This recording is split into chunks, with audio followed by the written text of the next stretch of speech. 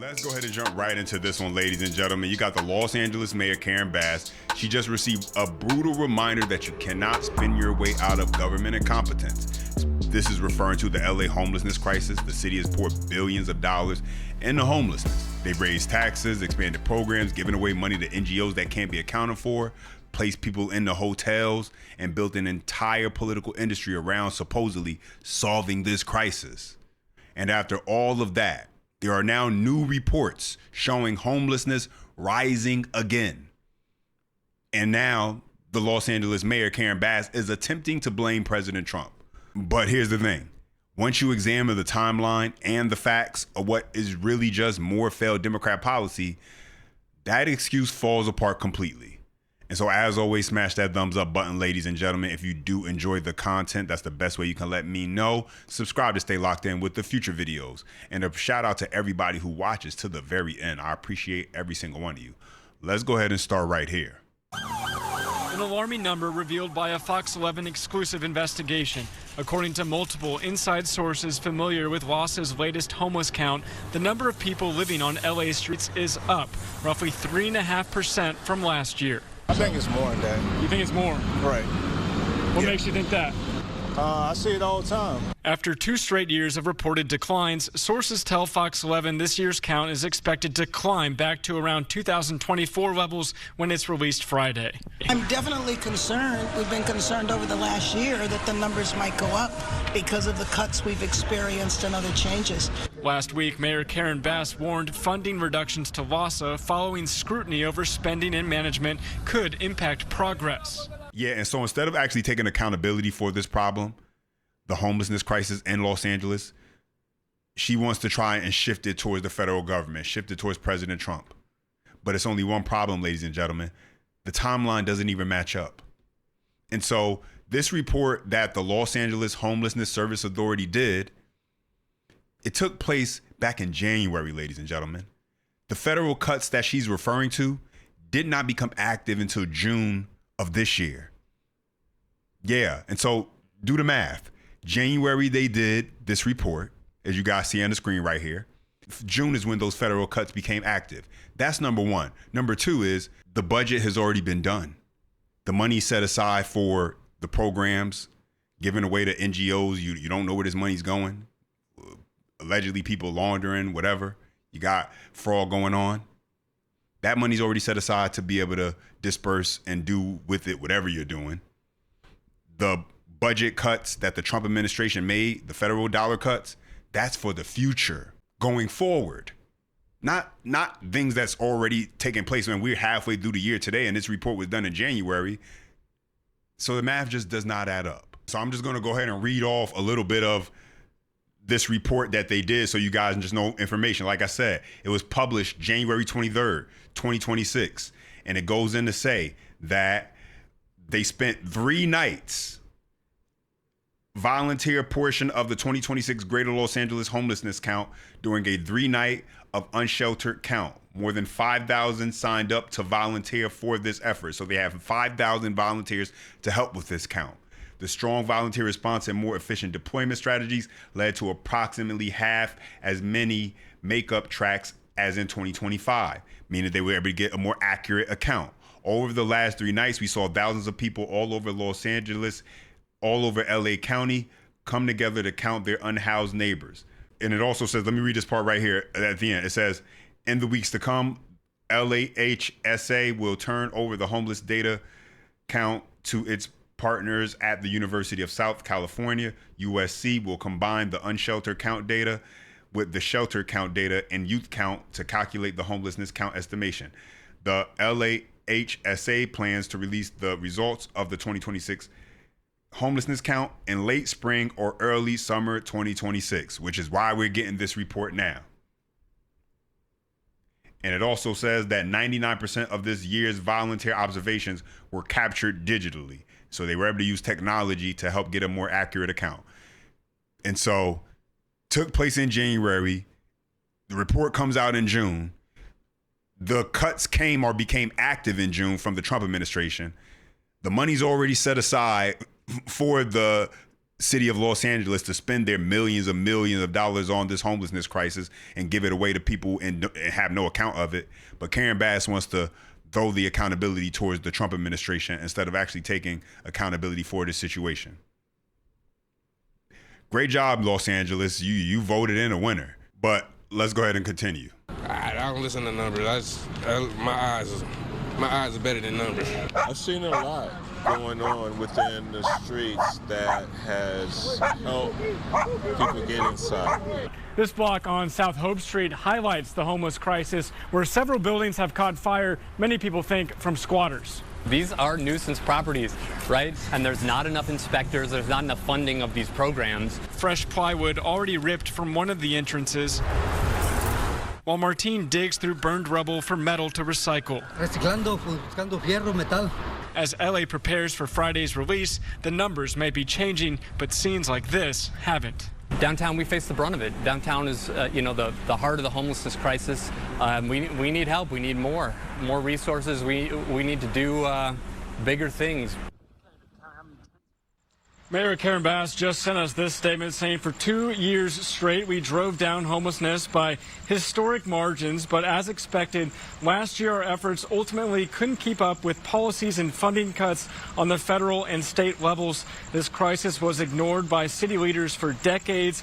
It's only now that we've seen a historic decline. I will never stop fighting until no Angelenos are sleeping on our streets. Sources say that this report is also going to be broken down by city council district. Some districts saw that increase, others saw a decrease. We're live tonight downtown. Matthew Seedorf, Fox 11 News. Listen, I don't know what you expect when you basically have a system that rewards individuals for being homeless and on drugs. They give away freaking drug use kits, ladies and gentlemen. Now, they say it's for the public safety because they want to make sure that people are using clean needles and things of that nature. But the result is they hand out drug use kits on a daily. People who are high and when they get high on more drugs know they can go to these places and get these kits. And the only thing they have to do now is go find their drugs. Sure sounds like a system built to help people be better and get over their drug addiction, right? I don't think so. And then they'll even house you. You want to take a little escape, you get a little vacation on the taxpayer's dime, stay up in a hotel. That's why the numbers that Karen Bass kept on bragging about as far as lowest homeless rate in years, homeless people aren't on the streets as much, it was all BS. The number she wants to keep on talking about is the amount of people that got off the street. How about the amount of people that stayed off the street, didn't return? We never got that number. Even Spencer Pratt brought that up. But Karen Bass could never give a clear answer. And now we're seeing with this report that, in fact, that is still the case. That's why these numbers are once again rising. Because sure, you can get them off the street. That's not the problem. But will they stay off the street? That's the issue. And so let's go into this next part, because the question has always been, where's all this money going? You're giving it to these NGOs. You're giving it to people who you don't even know where these dollars are ending up. And so take a listen to this. You got the city of Los Angeles pay $100 million to convert a single downtown Los Angeles hotel on prime real estate into homeless housing. Taxpayers paid millions more to repair damages to it. Now it's empty. What are we doing here? Take a listen to this, ladies and gentlemen. Why did LA pay $100 million to a single hotel? This is the LA Grand Hotel, 333 South Figueroa, downtown Los Angeles. When the pandemic hit in 2020, the city leased to move homeless residents off the street through a project called Project Roomkey. Later, it became Inside Safe, Mayor Bass's homelessness initiative. The program changed, the landlord didn't, payments didn't stop. The city agreed to pay the owner, a company called Shenzhen New World, $154 a night for every room in the building, meals included. Not per person, per room, whether anyone was in it or not. At one point, only 24% of the rooms were occupied. The city was paying over $600 a night per person actually housed. 14 rooms were taken offline for fire damage. A school in the same building sued the city after documenting break-ins, drug paraphernalia, and human waste outside their entrance. The city set aside $5 million just for glass repair. The owner is a Chinese billionaire named Wei Huang. $100 million to one company. He fled to China in 2018 after the FBI started investigating. The city signed the lease for the building 2 years later. That's next. Yeah, and so let's go ahead and break this down, ladies and gentlemen. The city gave $100 million, according to this report, to a Chinese billionaire. Whether those rooms were being actually occupied or not, they still had to pay for them. You just heard that the conditions outside of the room, outside of the hotel, pardon me, drugs, drug kits, obviously with the needles and everything, violence going on, robberies, things of that nature. All the symptoms, everything you would expect in an environment where there's drug use and, things of that nature occurring. And somehow, Karen Bass, California Democrats, they think this is actually a way to solve this problem. And they had a chance on the ballot with Spencer Pratt to perhaps have someone in office who was actually going to attack this in a realistic way and not simply just throw money at it, keep on lining the pockets of NGOs. And obviously what we're learning from this report, allegedly billionaires, and ultimately doing nothing that would actually create consistent long-term change. But there's more. Take a listen to this. The city of Los Angeles paid a Chinese billionaire $100 million to convert the LA Grand Hotel into homelessness housing after fleeing to China to escape bribery charges. His company was convicted in 2022 and fined just 4% of that and are still receiving checks from the city years later. Take a listen to this. How did a fugitives company collect $100 million from the city of Los Angeles? The city of Los Angeles paid $100 million to a company called Shenzhen New World. The owner is Wei Huang, a Chinese billionaire who bought the LA Grand Hotel in 2010 for $63 million. To get it approved, his company bribed Jose Huizar, the city councilman for the district, Las Vegas trips, gambling chips, escorts, and $600,000 in hush money so Huizar could secretly settle a sexual harassment claim from a staffer he'd gotten pregnant. The FBI started investigating in 2018 and Huang fled to China. He has never appeared in court, but the hotel was still standing, and 2 years later, when the pandemic hit, the city leased it as a homeless shelter. The owner was already a fugitive when the first payment went out. In November 2022, a federal jury convicted Shenzhen New World on 8 counts. The fine was $4 million, the maximum allowed by law.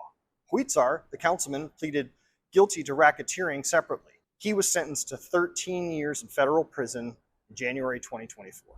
The $4 million fine was just 4% of the $100 million the city paid Huang's company. And the city council voted twice to extend the lease after the conviction. Not a single city council member mentioned the conviction before voting to approve the funds. Do these people know what they're doing? Do you support LA County and LA City's homelessness initiatives? Yeah, so according to this report, $100 million given to a Chinese billionaire, and the results were, as you would expect, crime, violence, drug use, and not even the rooms being filled to capacity, but your taxpayer dollars still paying for it.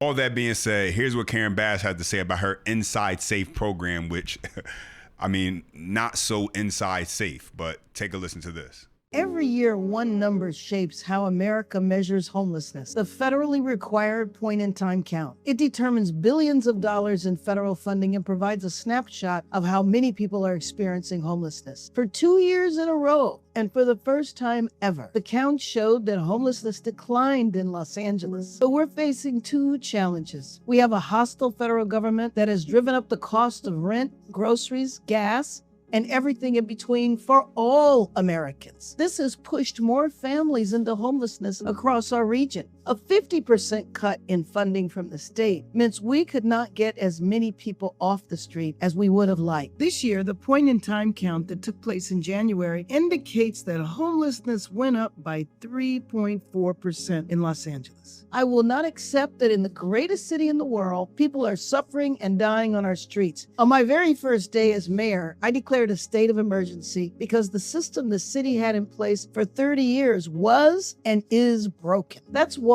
I launched Inside Safe, to bring people indoors immediately while also working to transform the fragmented system so we can effectively and efficiently deliver the services Angelenos deserve and end this crisis for good. I want you to know the majority of people on our streets are Black and brown. The African American population makes up only 9% of Los Angeles, but we are 34% of the people on our streets. The Latino population is 50% of our city, but 40% of the homeless population. So 74% of the unhoused population is either Black or brown. But when I walk through an encampment, I don't see a statistic. They're the patients I used to treat in the emergency room when I was a physician assistant. I see people who need help, someone's son, someone's daughter, a veteran, a person who deserves another chance. I will never accept that living on the street is an acceptable outcome in LA. The goal, my goal, is to end street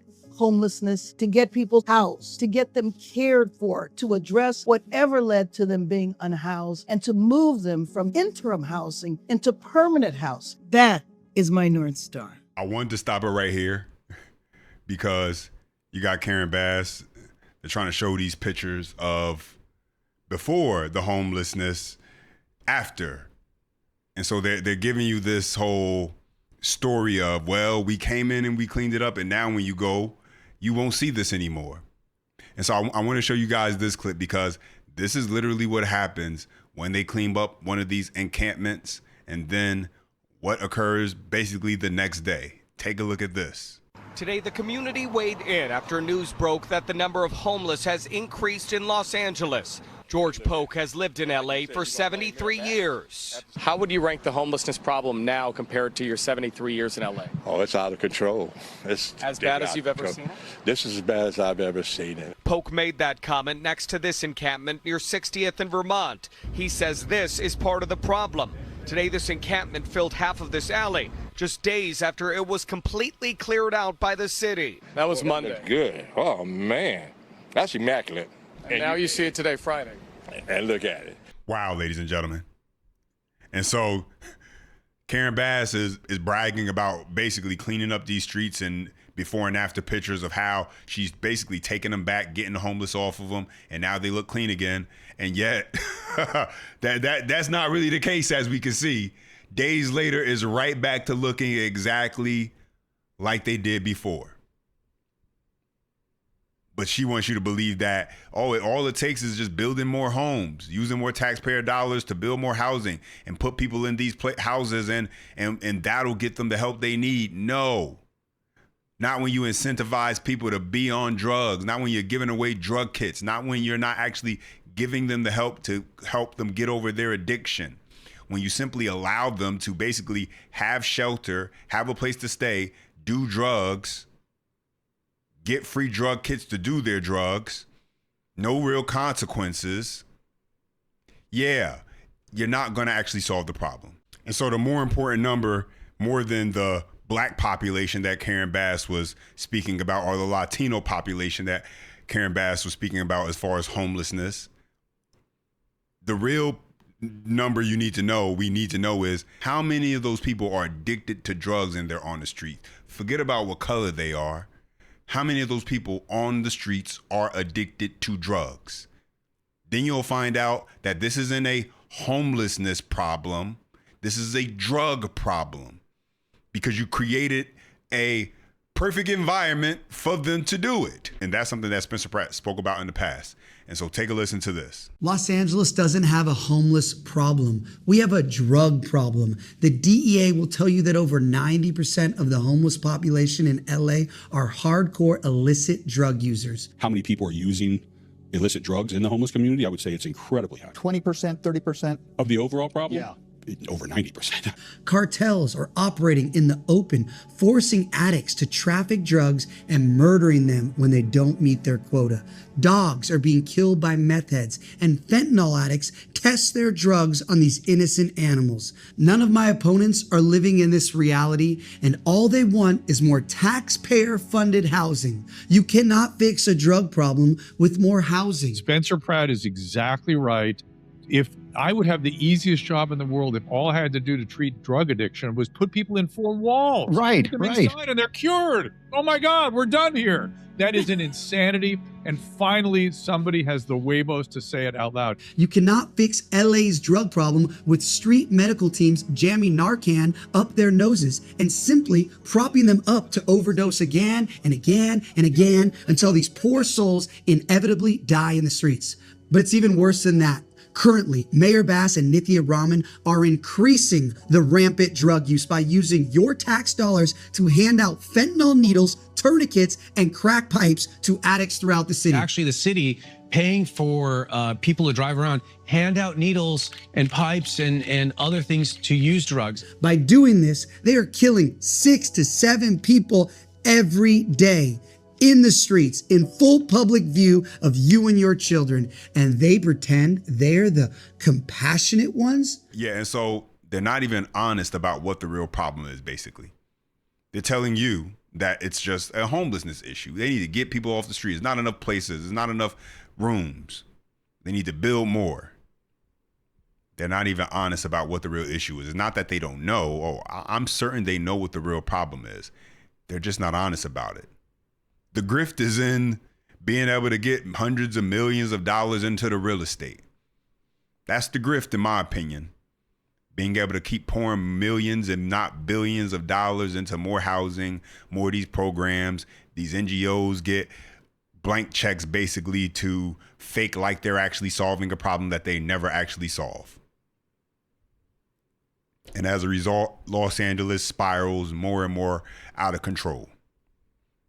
And somehow, I mean, at least according to the numbers, Los Angeles said they're going to vote for the person to keep this program going. Great job, Los Angeles. But those are my thoughts in the update. Now I want to hear from you. Drop your comments down below. I appreciate you guys when you chime in. Don't forget, smash that thumbs up. For more, subscribe to the channel. And as always, until next time.